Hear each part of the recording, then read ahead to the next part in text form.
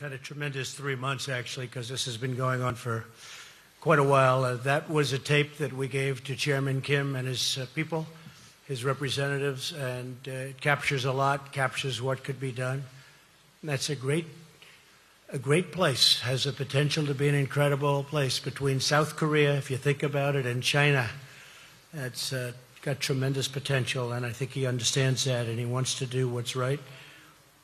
It's my honor today to address the people of the world following this very historic summit with Chairman Kim Jong-un of North Korea. We spent very intensive hours together, and I think most of you have gotten the signed document, or you will very shortly. It's very comprehensive. It's going to happen. I stand before you as an emissary of the American people to deliver a message of hope and vision and a message of peace. Let me begin by thanking our incredible hosts in Singapore, especially Prime Minister Lee, friend of mine. This is a country of profound grace and beauty, and we send our warmest wishes to every citizen of Singapore who really made this visit so important and so pleasant, despite all of the work and all of the long hours. I also want to thank President Moon of South Korea. He's working hard. In fact, I'll be speaking to him right after we're finished. Prime Minister Abe of Japan, friend of mine, just left our country. And he wants what's right for Japan and for the world. He's a good man. And a very special person, President Xi of China, who has really closed up that border. Maybe a little bit less so over the last couple of months, but that's okay. But he really has, and he's a terrific person and a friend of mine and really a great leader of his people. I want to thank them for their efforts to help us get to this very historic day. Most importantly, I want to thank Chairman Kim for taking the first bold step toward a bright new future for his people. Our unprecedented meeting, the first between an American president and a leader of North Korea, proves that real change is indeed possible. My meeting with Chairman Kim was honest, direct, and productive. We got to know each other well in a very confined period of time, under very strong circumstance. We're prepared to start a new history, and we're ready to write a new chapter between our nations. Nearly 70 years ago, think of that, 70 years ago, an extremely bloody conflict ravaged the Korean Peninsula. Countless people died in the conflict, including tens of thousands of brave Americans. Yet while the armistice was agreed to, the war never ended, to this day, never ended. But now we can all have hope that it will soon end, and it will soon end. The past does not have to define the future. Yesterday's conflict does not have to be tomorrow's war. And as history has proven over and over again, adversaries can indeed become friends. We can honor the sacrifice of our forefathers by replacing the horrors of battle with the blessings of peace. And that's what we're doing, and that's what we have done. There is no limit to what North Korea can achieve when it gives up its nuclear weapons and embraces commerce and engagement with the rest of the world that really wants to engage. Chairman Kim has before him an opportunity like no other, to be remembered as the leader who ushered in a glorious new era of security and prosperity for his people. Chairman Kim and I just signed a joint statement in which he reaffirmed his unwavering commitment to complete denuclearization of the Korean Peninsula. We also agreed to vigorous negotiations to implement the agreement as soon as possible. And he wants to do that. This isn't the past. This isn't another administration that never got it started and therefore never got it done. Chairman Kim has told me that North Korea is already destroying a major missile engine testing site. That's not in your signed document. We agreed to that after the agreement was signed. That's a big thing. For the missiles that they were testing, the site is going to be destroyed very soon. Today is the beginning of an arduous process. Our eyes are wide open, but peace is always worth the effort, especially in this case. This should have been done years ago. They should have been resolved a long time ago. But we're resolving it now. Chairman Kim has the chance to seize an incredible future for his people. Anyone can make war, but only the most courageous can make peace. The current state of affairs cannot endure forever. The people of Korea, North and South, are profoundly talented, industrious, and gifted. These are truly gifted people. They share the same heritage, language, customs, culture, and destiny. But to realize their amazing destiny, to reunite their national family, the menace of nuclear weapons will now be removed. In the meantime, the sanctions will remain in effect. We dream of a future where all Koreans can live together in harmony, where families are reunited and hopes are reborn, and where the light of peace chases away the darkness of war. This bright future is within, and this is what's happening. It is right there. It's within our reach. It's going to be there. It's going to happen. People thought this could never take place. It is now taking place. It's a very great day. It's a very great moment in the history of the world. And Chairman Kim is on his way back to North Korea. And I know for a fact, as soon as he arrives, he's going to start a process that's going to make a lot of people very happy and very safe. So it's an honor to be with everybody today. The media, it's a big gathering of media, I will say. Makes me feel very uncomfortable.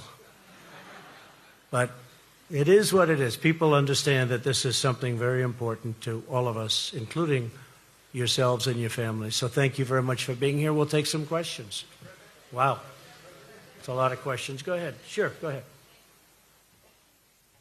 NBC. Thanks, Mr. President. 2 questions for you, if you don't mind. First, the man you met today, Kim Jong-un, as you know, has killed family members, has starved his own people, is responsible for the death of Otto Warmbier. Why are you so comfortable calling him very talented? Well, he is very talented. Anybody that takes over a situation like he did at 26 years of age and is able to run it and run it tough. I don't say he was nice or I don't say anything about it. He ran it. Very few people at that age, you can take 1 out of 10,000 probably couldn't do it. Otto Warmbier is a very special person, and he will be for a long time in my life. His parents are good friends of mine. I think without Otto, this would not have happened. Something happened from that day. It was a terrible thing. It was brutal. But a lot of people started to focus on what was going on, including North Korea. I really think that Otto is someone who did not die in vain. I told this to his parents. Special young man, and I have to say, special parents, special people. Otto did not die in vain. He had a lot to do with us being here today. Okay? Thank you very much. President, that second question for you, sir, was on the security. Second question, sir, on the security assurances you talked about in your statement. Can you be specific about what assurances you are willing to give to Kim Jong-un? Does that include reducing military capabilities? And just to follow up on your answer. No, we're not reducing anything. We're not reducing. At some point, I have to be honest, and I used to say this during my campaign, as you know probably better than most. I want to get our soldiers out. I want to bring our soldiers back home. We have right now 32,000 soldiers in South Korea. And I'd like to be able to bring them back home. But that's not part of the equation right now. At some point, I hope it will be, but not right now. We will be stopping the war games, which will save us a tremendous amount of money, unless and until we see that the future negotiation is not going along like it should. But we'll be saving a tremendous amount of money. Plus, I think it's very provocative Yes, John? Yes, John, go ahead. Oh, go ahead. I'm sorry. I thought you were John Roberts. I looked at you. You look just much better, right? We're frequently confused, Mr. President. Yes. Mr. President, the joint statement does not talk about verifiable or irreversible denuclearization. Yeah. Is that a concession on the part of the United States? No, not at all, because if you look at it, I mean, it said we are going to, let's say here, it will be gone. I don't think you can be any more plain than what we're asking. Issues related to the establishment of the new U.S. DPKR relations, the building.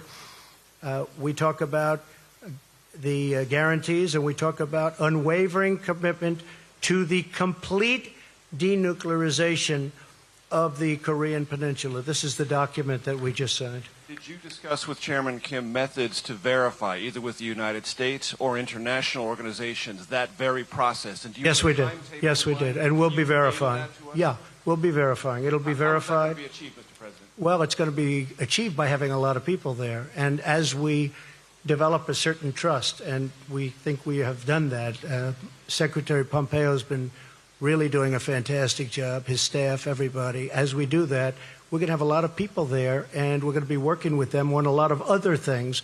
But this is complete denuclearization of North Korea, and it will be verified. Will those people be Americans or international? Combinations of both.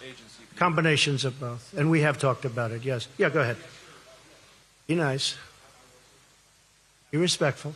I'll be very respectful, sir.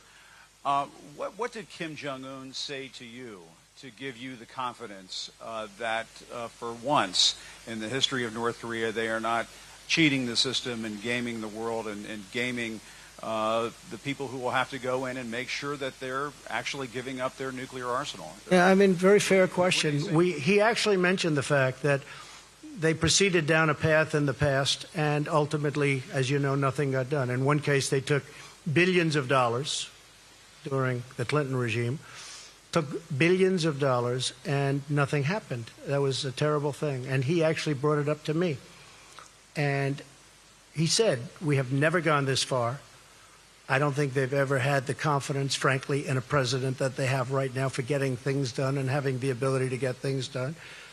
And he was very firm in the fact that he wants to do this. I think he might want to do this as much or even more than me, because they see a very bright future for North Korea.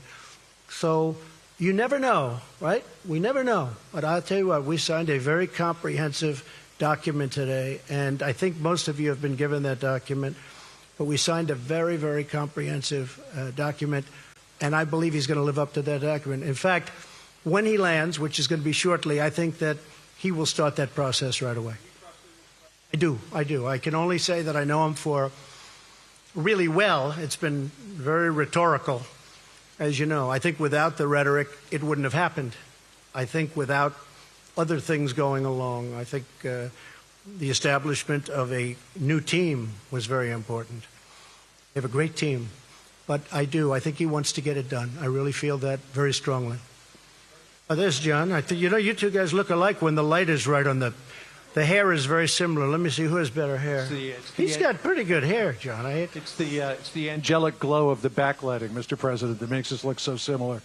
Of course, the denuclearization and nuclear weapons and biological weapons and whatnot is one problem in North Korea. Another huge problem is the horrible record that they have on human rights. Was that discussed at all? Is that something that you will tackle in the future? Yes, it was discussed. It will be discussed more in the future, human rights. What was also discussed in great detail, John, was the fact that, you know, we have, and I must have had just countless calls and letters and tweets, anything you can do. They want the remains of their sons back. They want the remains of their fathers and mothers and all of the people that got caught into that really brutal war, which took place to a large extent in North Korea. And I asked for it today, and we got it. That was a very last minute. The remains will be coming back. They're going to start that process immediately. But so many people, even during the campaign, they'd say, is there any way you can work with North Korea to get the remains of my son back or my father back? So many people ask me this question, and, you know, I said, look, we don't get along too well with that particular group of people, but now we do. And he agreed to that so quickly and so nice. It was really a very nice thing, and he understands it. He understands it. So for the thousands and thousands, I guess way over 6,000 that we know of in terms of the remains, they'll be brought back. The POW MIA issue clearly is a very important one for thousands. Especially to a lot of people that are... But what do you, President Trump, expect Kim Jong-un to do about the human rights record regarding the North Korean people? Right. It was discussed. It was discussed relatively briefly compared to denuclearization. Well, obviously, that's where we started and where we ended. But they will be doing things, and I think he wants to do things. I think he wants to. You'd be very surprised. Very smart, very good negotiator, wants to do the right thing. You know, he brought up the fact that in the past they took dialogue far. They never were like we are. There's never been anything like what's taken place now. But they went down the line. Billions of dollars were given, and, you know, the following day the nuclear program continued. But this is a much different time, and this is a much different president, in all fairness. This is very important to me. This was perhaps one of the reasons that I won. I campaigned on this issue, as you know very well, John. Okay, whoever those people are, I cannot see you with all the lights, but you don't look like either of the two. Yeah, go ahead. Sure, go ahead. Thank you, Mr. President. And first of all, congratulations. Thank you very much. Appreciate it. Did you touch on the issue of peace treaty, and also will you travel to Pyongyang anytime soon?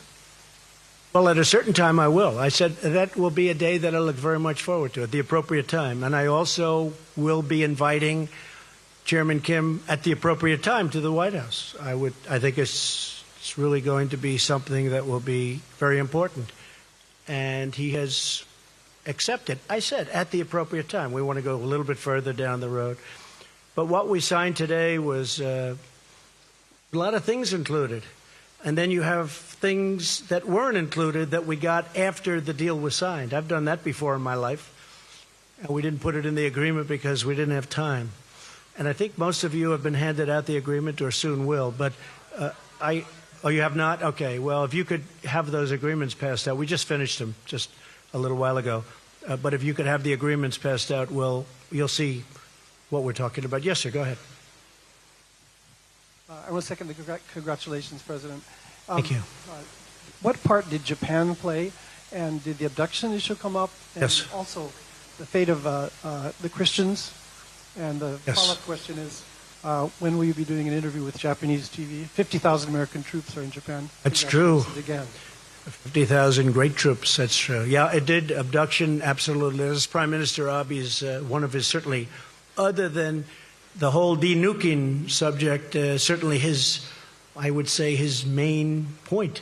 And I brought it up, absolutely, and they're going to be working on that. It will be. We didn't put it down in the document, but it will be worked on. Christians, yes, we brought it up very strongly. You know, Franklin Graham spent and spends a tremendous amount of time in North Korea. He's got it very close to his heart. It did come up, and things will be happening. Okay? Thank you. Great question. Yes, John, go ahead.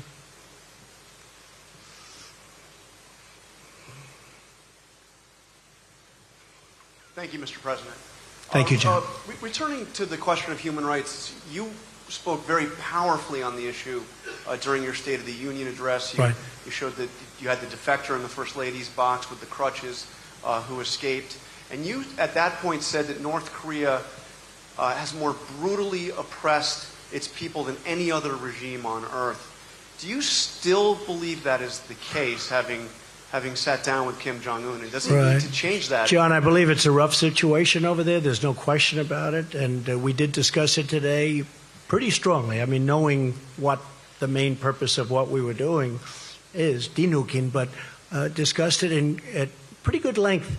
We'll be doing something on it. It's rough. It's rough in a lot of places, by the way, not just there, but it's rough. And we will continue that, and I think ultimately we'll agree to something but it was discussed at length outside of the nuclear situation, one of the primary topics. But do you think that needs to change to bring on this glorious new era you talked about? Are they going to have to? I think it will change, yeah. I think it probably has to, but I think it will. Yeah. Thank you. Thank you very much. Steve, that's you, Steve, right there. Yes, sir. Thank you. What timetable do you envision for their denuclearization? And in the meantime, are you thinking about easing any sanctions? Well, you know, scientifically, I've been watching and reading a lot about this, and it does take a long time to, you know, pull off complete denuclearization. It takes a long time. Scientifically, you have to wait certain periods of time, and a lot of things happen. But despite that, once you start the process, it means it's pretty much over. You can't use them. That's the good news. And that's going to start very, very soon. I believe that's going to start very soon. We will do it as fast as it can mechanically and physically be done, Steve. And the sanctions?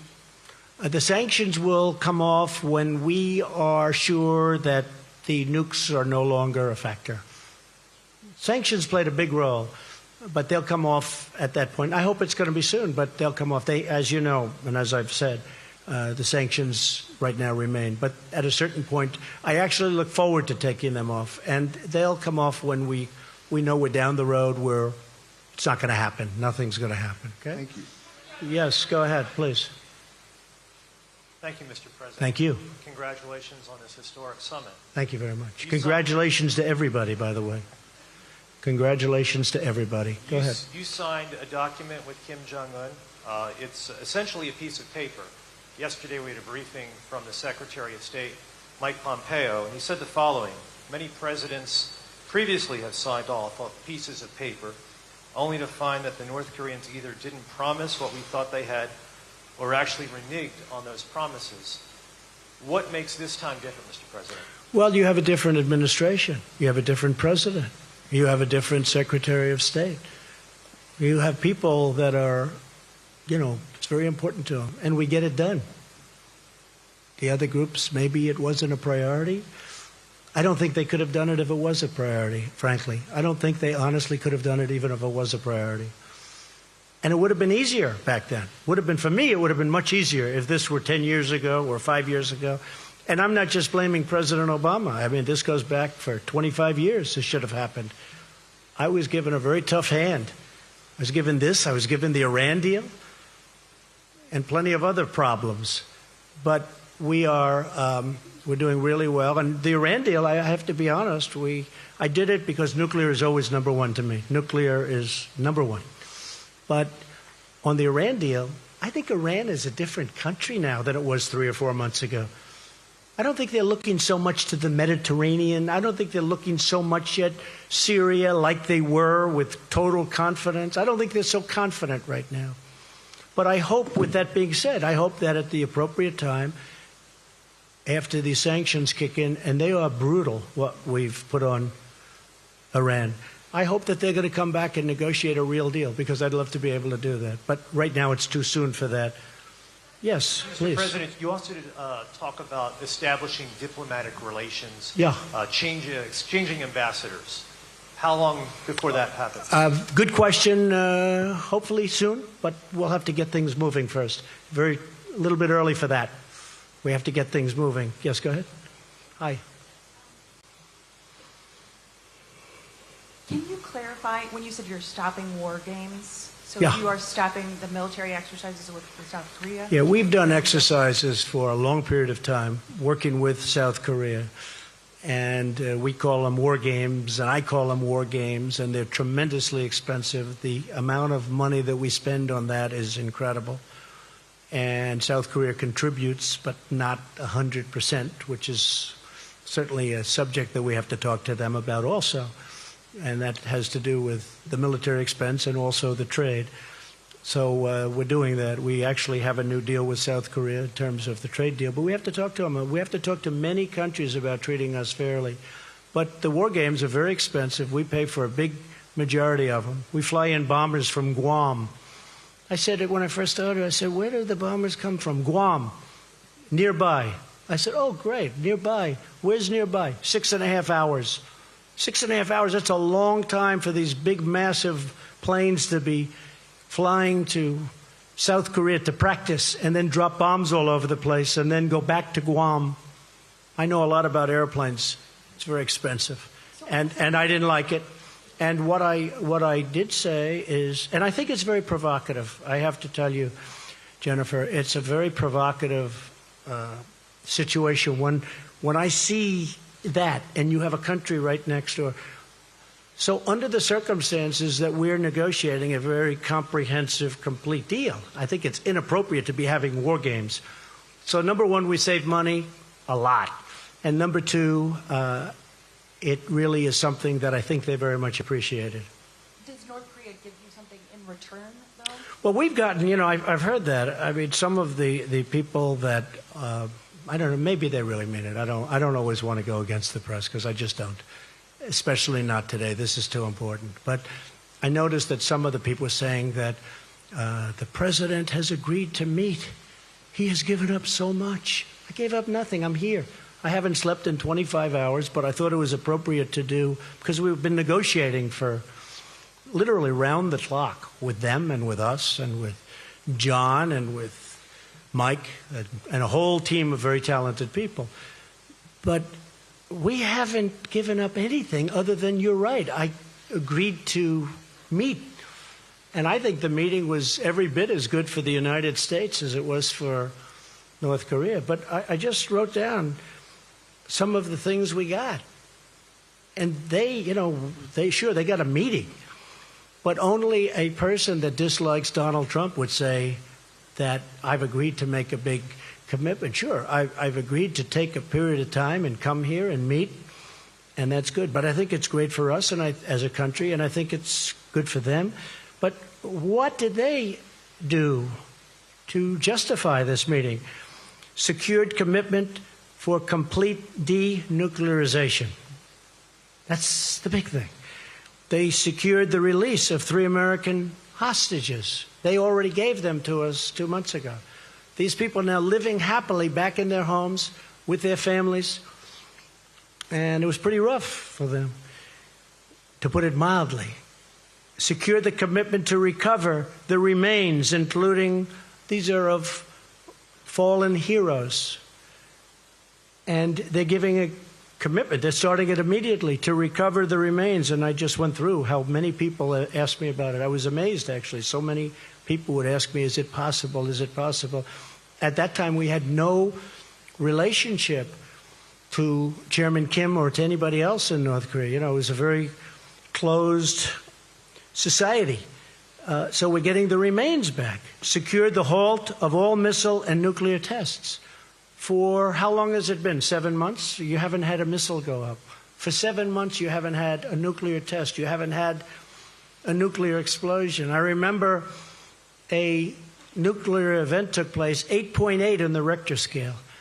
And they announced, I heard it on the radio, they announced that a massive, earthquake took place somewhere in Asia. And then they said it was in North Korea, and then they found out it was a nuclear test. I said, I never heard of a Richter scale in the high 8s. And if you look, there has been no missile launches. They've blown up their missile area that's going to take place. That has not been written into the contract. We're going to give you the exact details on that. But they secured a halt of all missiles and of all nuclear tests. They secured the closure of their single primary nuclear test site, all 3 of them. They're in an area that's common around each other. They secured the closure.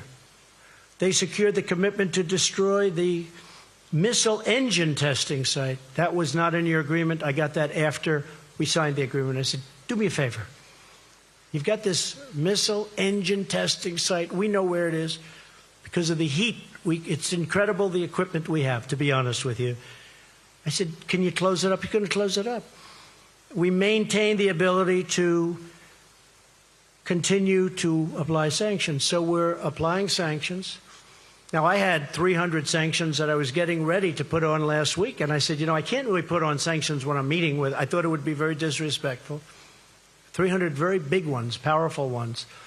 And I said it would be disrespectful. So, Jennifer, when you look at all of those things that we got, And when we got our hostages back, I didn't pay $1.8 billion in cash, like the hostages that came back from Iran, which was a disgraceful situation, what took place. So we've gotten a lot. So when I hear somebody in the media say that President Trump has agreed to meet, like, it's not a big deal to meet. I think we should meet on a lot of different topics, not just this one. And I really believe a lot of great things can happen. Yes, go ahead, please. Sir, you just listed off a lot of things that you say you got in this meeting. It wasn't too long ago, though, that you said you defined success of this meeting by North Korea giving up its nuclear weapons. Well, that's what they're doing. Well, can you talk about how Sure, how that's what they're doing. Well, I mean, I don't think yeah. Kim Jong-un for a complete, verifiable, irreversible... Yeah, I didn't honestly... And can you say why you didn't secure those details in this agreement?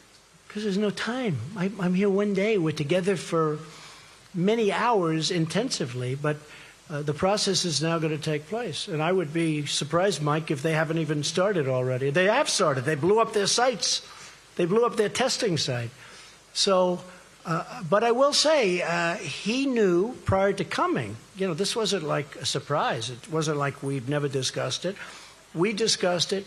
Mike discussed it very strongly with his counterpart in North Korea. They knew that this was, let's say they didn't agree to that, I couldn't sign any agreement. There was no agreement that could have been signed. So they understood that.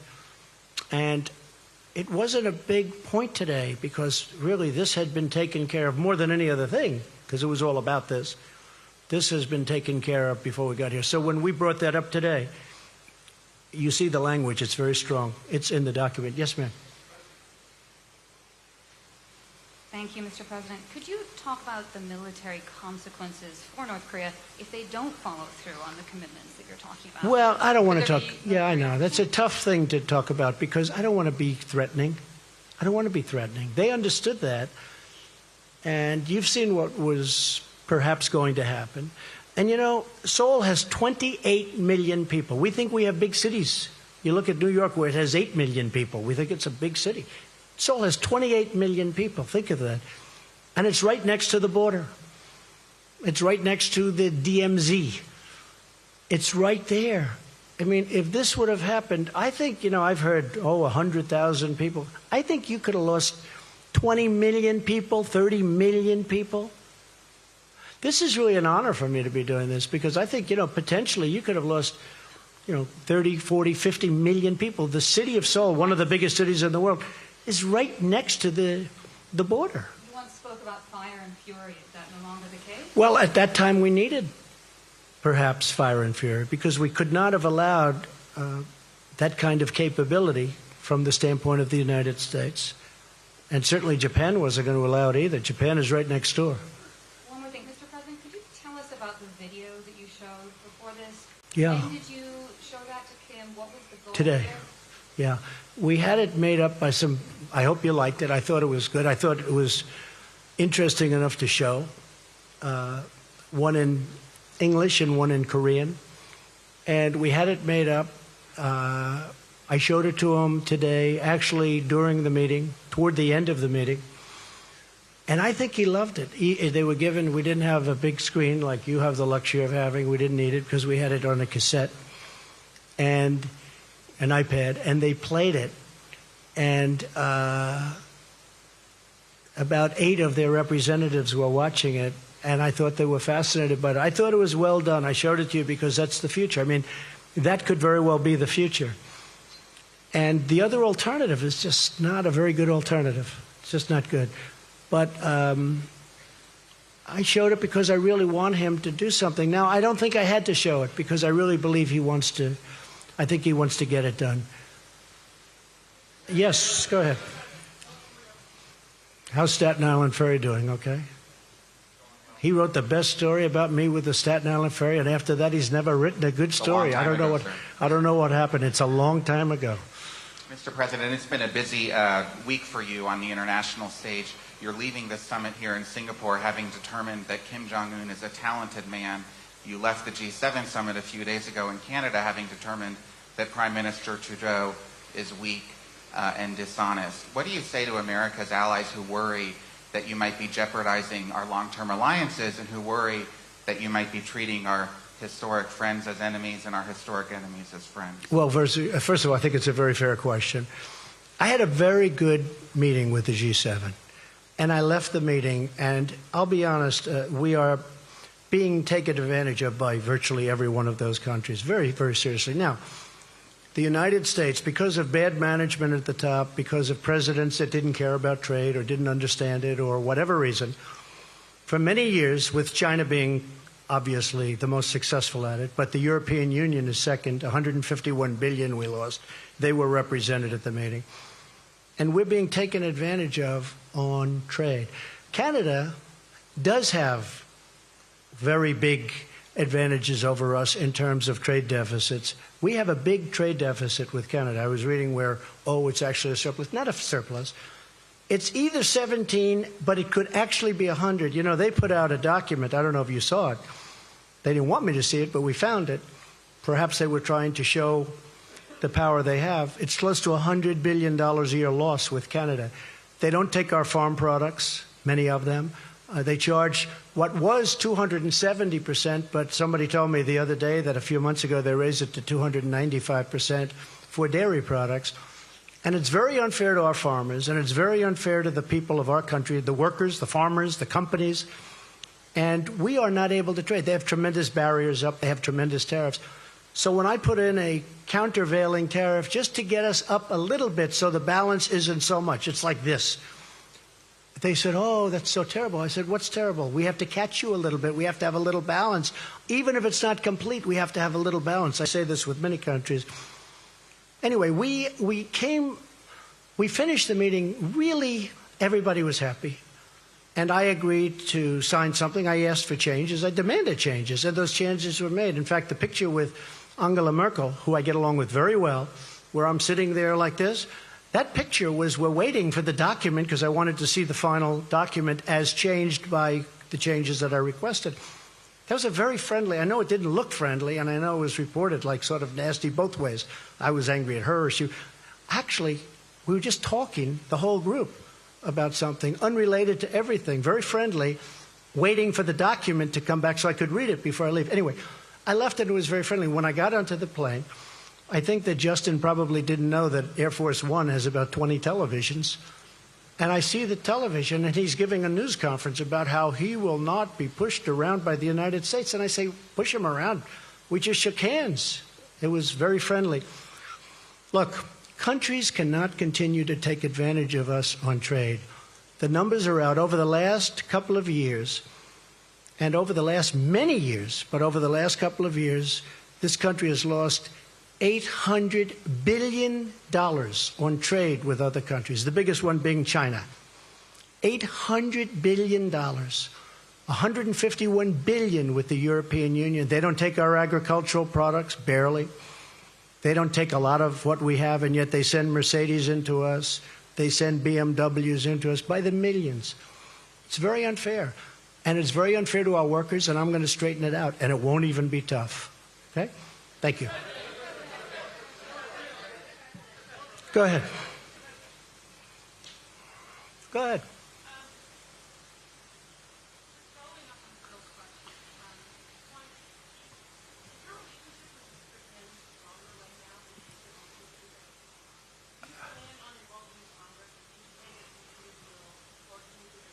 I would like to involve Congress, yes. And no, I have a good relationship with Justin Trudeau. I really did. Other than he had a news conference that he had because he assumed I was in an airplane and I wasn't watching.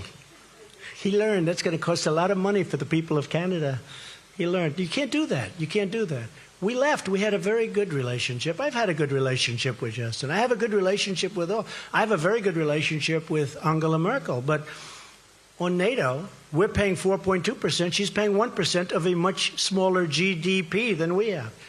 We're paying 4.2% on a much larger. We're paying for, I mean, anyone can say from 60 to 90% of NATO. And we're protecting countries of Europe. And then on top of it, they kill us on trade. So you just can't have it that way. It's unfair to our taxpayers and to our people. But no, I have a good relationship with Justin, and I have, I think, a very good relationship with Chairman Kim right now. I really do. I hope it's good, because if it is, we're going to solve a very big problem. I think we've gone a long way to solving it today. Should we keep going for a little while? I don't know. It's up to the legendary Sarah Huckabee Sanders. Should we keep going, Sarah? Okay, we'll go. Well, I don't care. Hey, it just means we get home a little later in the evening, right? Yeah, go ahead. Sure, go ahead. Go ahead. Hi, Mr. President. How are you? I'm nice, good. Nice From to the see you. Straits Times of Singapore. Welcome to the country. Thank you very much. I hope you enjoyed our food. Beautiful country, I did. I just wanted to find out, you describe this as a process. What is the immediate next step? Is there some ongoing dialogue? Yes. We're getting together next week to go into the details. And that's our Secretary Pompeo, level. next week with John Bolton and our entire team to go over the details and to get this stuff done. We want to get it done. He wants to get it done. We're also working very much with South Korea. We're working with Japan. We're working with China to a lesser extent, but we're working with China. And you're coming back to Singapore? I would come back gladly. Your Prime Minister was fantastic. We were with him yesterday. He's done a great job. It was very welcoming. It really probably made a difference, actually. It's a great place. Thank you very much. Thank you, Mr. Yes, ma'am. President. Thank you, Mr. President. What was it about that first interaction with Chairman Kim this morning that made you decide not to walk away after you said that you would know within the first minute if he was sincere? I've said that about relationships. I've said that about people. In the first second, now I was generous, I said 5 seconds, but in the first second, in some cases, sometimes that doesn't work out. But sometimes it does. From the beginning, we got along. But there's been a lot of groundwork. This wasn't like we went and we started talking about, as you know, right? We didn't just come in and start talking about these very complex subjects that have been going on for 70 years. We've been discussing this for months. And, once the rhetoric stopped, once they did a great thing. North Korea did a great thing by going to the Olympics, because the Olympics, and President Moon will tell you this, the Olympics was not exactly doing great. People didn't feel like being bombed out of the opening ceremonies. They weren't exactly selling tickets. And as soon as the Chairman Kim, said, let's participate in the Olympics, it sold like wildfire and was a great success as an Olympics. It was a great success. He did a great thing. But since that time, pretty much since that time, because as you know, a delegation came from South Korea who had just met with North Korea. They came to the White House. They told me lots of things, including the fact that they'd be willing to denuke. We have one of their great people here today, that they were willing to denuke. And once that started, we have been really talking about that from the end of the Olympics, when the whole delegation came to say various things, including denuking. If I may, a second question. In the document that you signed earlier today, North Korea agreed to commit to denuclearization. To borrow a phrase that you have used to criticize your predecessors and political opponents, how do you ensure that North Korea is not all talk, no action? Well, I think, can you ensure anything? Can I ensure that you're going to be able to sit down properly when you sit down? I mean, you can't ensure anything. All I can say is they want to make a deal. That's what I do. My whole life has been deals. I've done great at it. And that's what I do. And I know when somebody wants to deal, and I know when somebody doesn't. A lot of politicians don't. That's not their thing. But it is my thing. I mean, again, this really could have been done, I think, easier a long time ago. But I know I just feel very strongly, my instinct, my ability or talent, they want to make a deal. And making a deal is a great thing for the world. It's also a great thing for China. Because I can't imagine that China is happy with somebody having nuclear weapons so close. So, China was very helpful. So I think he wants to make a deal. Can anybody be certain? But we're going to be certain soon because the negotiations continue. Okay? Thank you very much. Go ahead. You mentioned that you have raised extensively the issue of human rights with Chairman Kim. I wonder what you would say to the group of people who have no ability whatsoever to hear or to see this press conference, the 100,000 North Koreans kept in a network of gulags. Have you betrayed them by legitimizing the regime in Pyongyang? No, I think I've helped them because I think things will change. I think I've helped them. There's nothing I can say. All I can do is do what I can do. We have to stop the nuclearization. We have to do other things, and that's a very important thing. So at a certain point, hopefully you'll be able to ask me a much more positive question or make a statement. But not much I can do right now. At a certain point, I really believe he's going to do things about it. I think they are one of the great winners today, that large group of people that you're talking about. I think ultimately they're going to be one of the great winners as a group. Yes, sir, go ahead. Go ahead. Yeah. Would you ever consider removing the sanctions without significant improvement in the human rights situation? No, I want significant improvement. I want to know that it won't be happening. And again, once you start that process, there'll be a point at which, even though you won't be finished for a while because it can't happen scientifically or mechanically, but you're not going to be able to go back. You know, once we reach that point, I'll start to give that very serious thought. Yes, go ahead. Go ahead. Go ahead. You first. Mr. President, did you also discuss the cost of denuclearization and how North Korea is about to foot the bill while the crippling sanctions remain in place from Southeast Asia, Singapore? Well, I think that South Korea and I think that Japan will help them very greatly. I think they're prepared to help them. They know they're going to have to help them. I think they're going to help them very greatly. We won't have to help them. The United States has been paying a big price at a lot of different places, but South Korea, which obviously is right next door, and Japan, which essentially is next door, they're going to be helping them, and I think they're going to be doing a very generous job and a terrific job. So they will be helping them. And yes, ma'am, go ahead, behind, yes. Thank you, Mr. President. Thank you. I'd like to follow up on Steve's question. He asked you how long it would take to denuclearize the Korean Peninsula. You said a long time. What does that mean? Well, I don't know when you say a long time. I think we will do it as fast as it can be done scientifically, as fast as it can be done mechanically. I don't think, I mean, I've read horror stories. It's a 15-year process, okay? Assuming you wanted to do it quickly, I don't believe that. I think whoever wrote that is wrong. But there will be a point at which, when you're 20% through, you can't go back. I had an uncle who was a great professor for, I believe, 40 years at MIT, and I used to discuss nuclear with him all the time. He was a great expert. He was a great, brilliant genius, Dr. John Trump at MIT. I think he was there 40 years, I was told. In fact, the head of MIT sent me a book on my uncle. But we used to talk about nuclear. He was talking about a very complex subject. It's not just like, oh, gee, let's get rid of the nukes. It takes a period of time. But the main period of time that I'm talking is that first period. When you hit a certain point, you can't go back. It's very hard to go back. And how long will that take? Oh, we don't know, but it'll go pretty quickly. Go ahead. Sure. Thanks, Mr. President. I wanted to ask again on the sanctions campaign. You alluded at the very beginning that the Chinese are not doing as great a job securing the border as they were before. You expressed, some doubts when Kim went to see President Xi. The Russian foreign minister was in Pyongyang and said there shouldn't be any sanctions while these negotiations are underway. And the South Koreans are now talking about restoring some form of trade.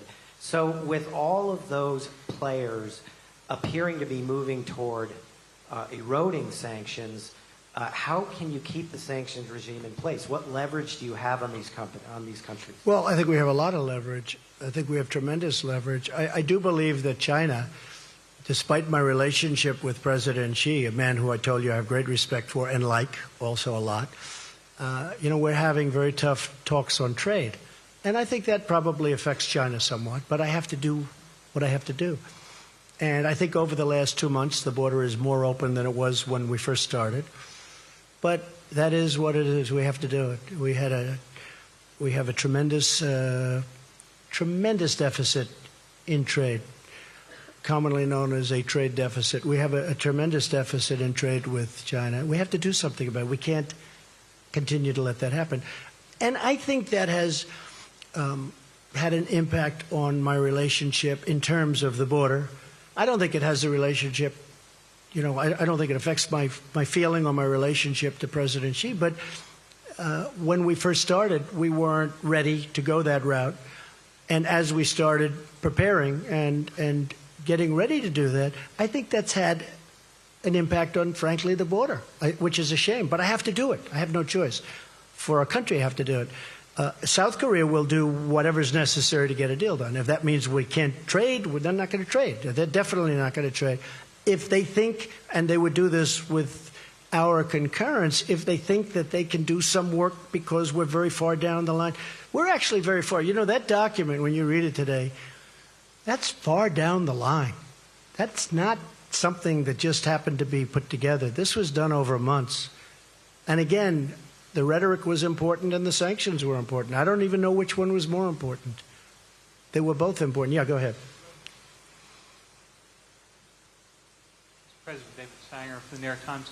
I was wondering if you could give us some sense of whether the Chairman Kim told you how many nuclear weapons he believes he's made, whether he's willing to turn those over first, and then whether in your mind you need to do more than was done in the Iran deal for actually dismantling the both the uranium and the plutonium processes, and whether or not you had a sense that Chairman Kim really understood what that involved and had a timetable in his own mind of shutting that.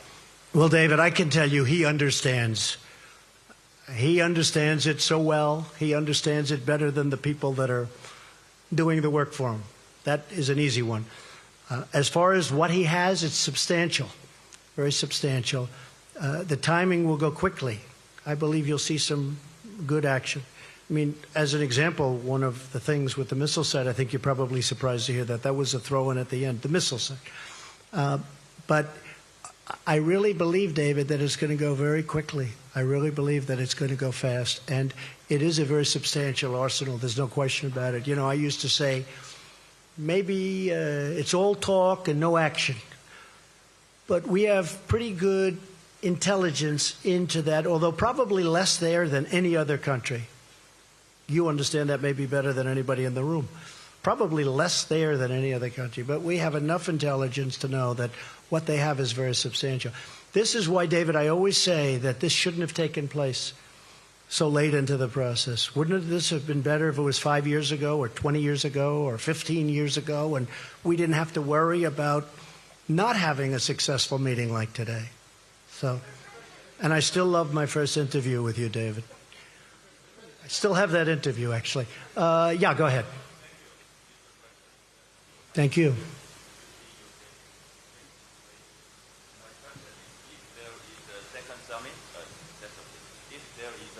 Summit with Chairman Kim Jong-un, will it be in Pyongyang or Washington? We haven't set that up.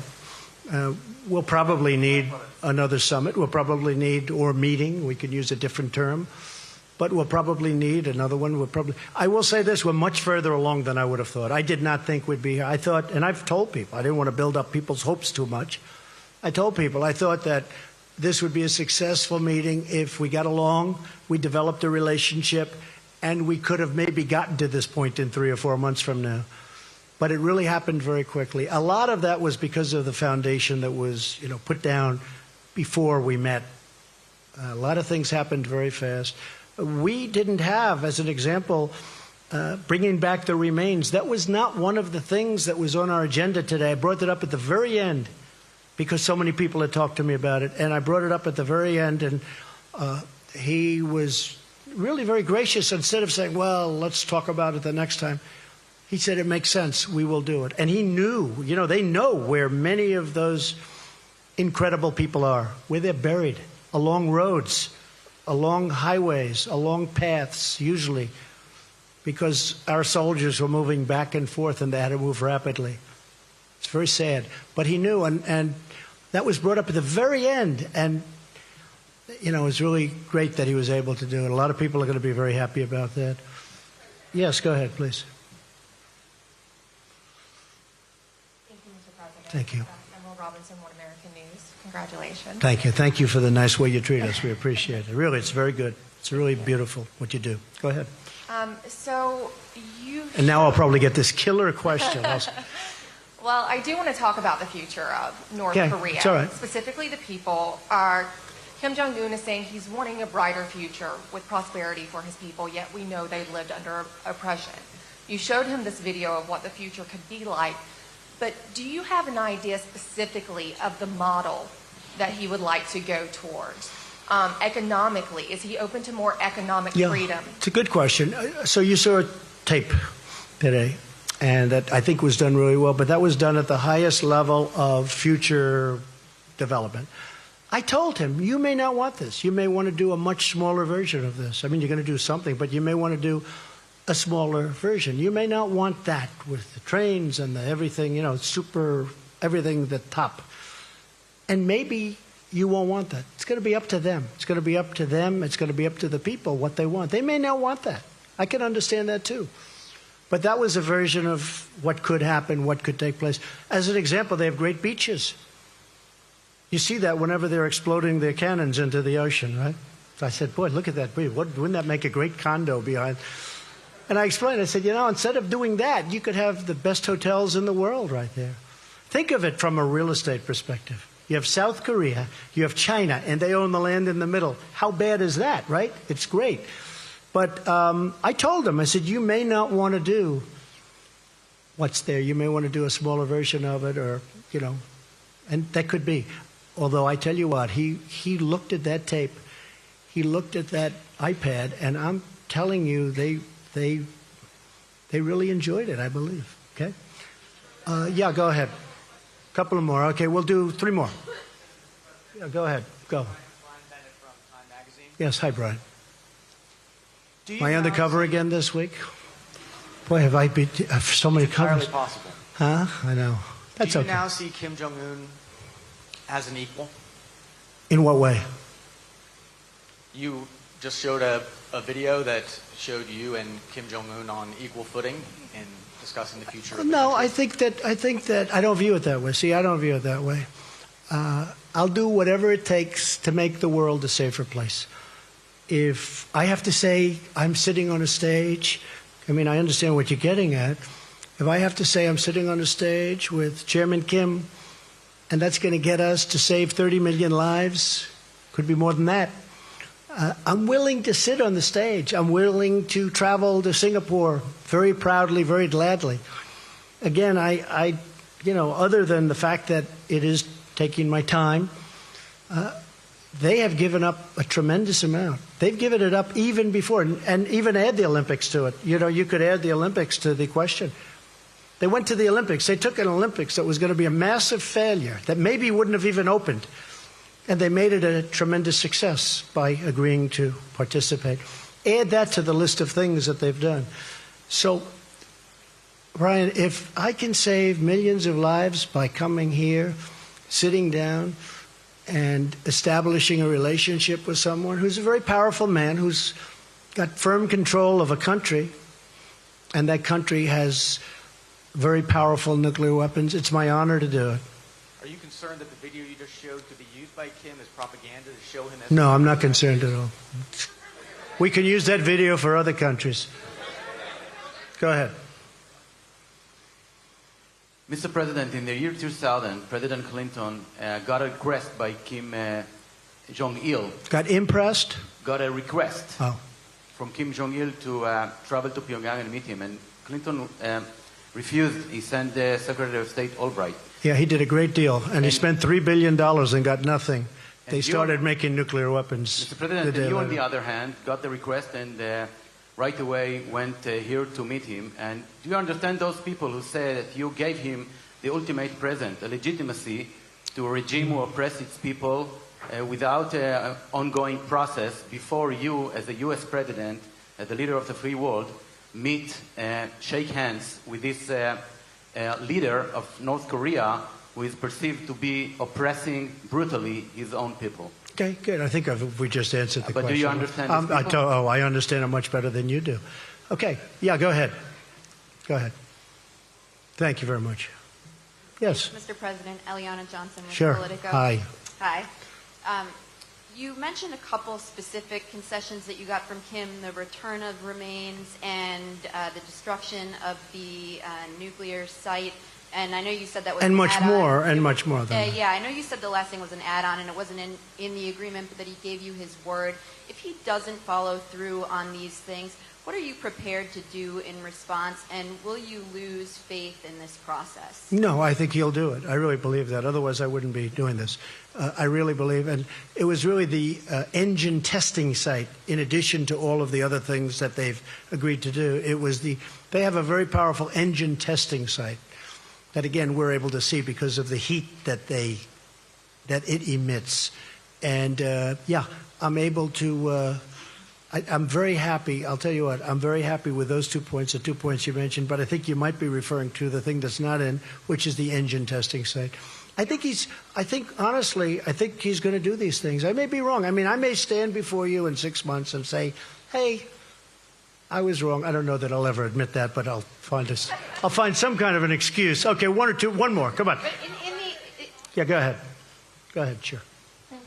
Thank you. Thank you. Jennifer Chen with Shenzhen Media Group China. I just would like to know, will you call Chinese President Xi when you come back to D.C. Yes. To discuss about achievements you made today with Yes. Chairman Kim? And I will. What's your expectation about China's role to accelerate the process to establish a long-term peace mechanism? Well, my expectation about China is that China is a great country with a great leader and a friend of mine. And I really believe that he's happy that we've made this kind of progress. And I've heard from him. But I will be calling him very shortly, maybe even before I land. Okay?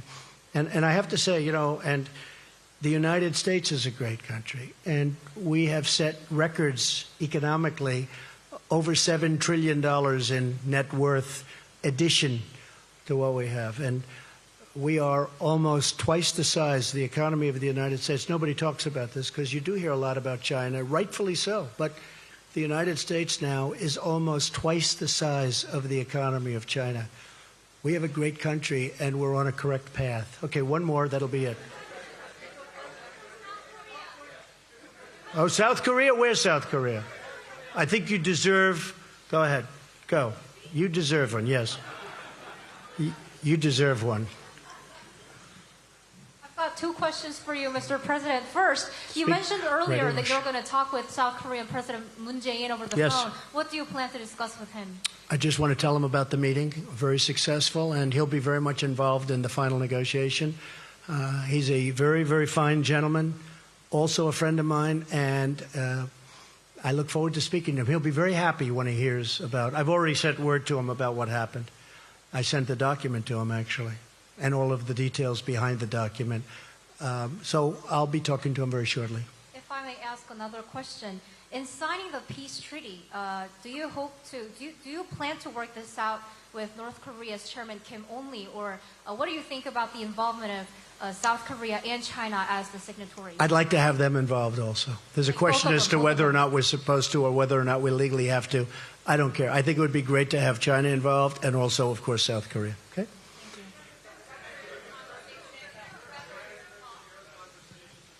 What?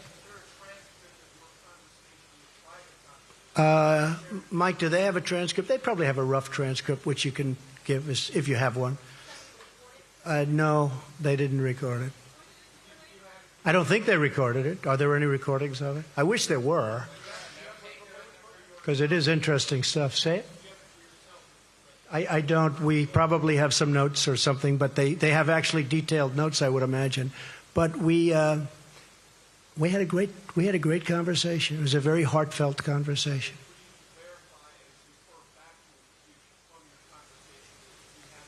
Yeah, well, I don't have to verify because I have one of the great memories of all time, so I don't have to. Okay. Okay. Yeah, but I don't want to discuss it. But what we did is we've had numerous discussions. We've had very important relationships established at Mike's level and other levels. In fact, a couple of people are here from, as you know, from North Korea. They're in the room. We have a few people in the back also from the room.